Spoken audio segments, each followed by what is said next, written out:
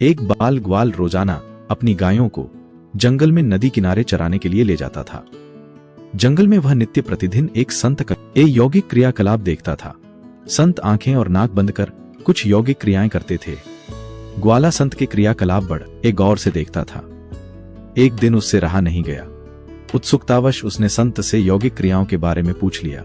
बाल ग्वाल का सवाल पर संत ने उत्तर दिया कि वह इस तरह से भगवान से साक्षात्कार करते हैं।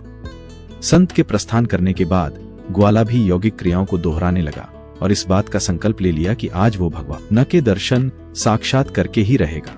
ग्वाले ने अपनी दोनों आंखें बंद कर ली और नाक को जोर से दबा लिया। श्वास प्रवाह बंद होने से उसके प्राण निकलने की नौबत आ गई।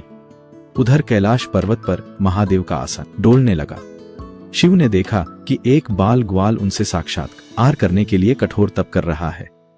उसके हठ को देखकर शिव प्रकट हुए और बोल, वत्स, मैं तुम्हारी तपस्या से प्रसन्न हूं और तुमको दर्शन देने आया हूं। ग्वाले ने बंद आंखों से संकेत कर पूछा, आप कौन हो?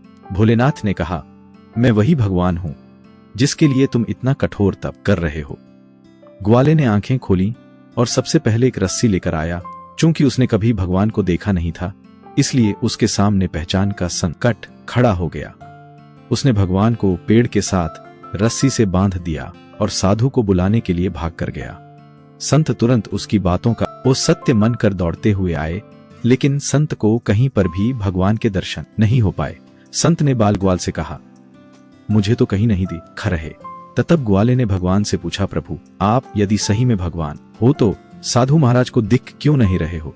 तब भगवान ने कहा, जो भक्त छल कपट रहित सच्चे मन से मुझे स्मरण करता है, मैं उसको दर्शन देने के लिए दौड़ा चला आता हूँ। तुमने निश्चल मन से मेरी आराधना की, अपने प्राण दांव पर लगाए और मेरे दर्शन का दृढ़ संकल्प लिए। इसलिए मुझे कैलाश से मृत्युलोक में तुमको दर्शन देने के लिए आना ही पड़ा।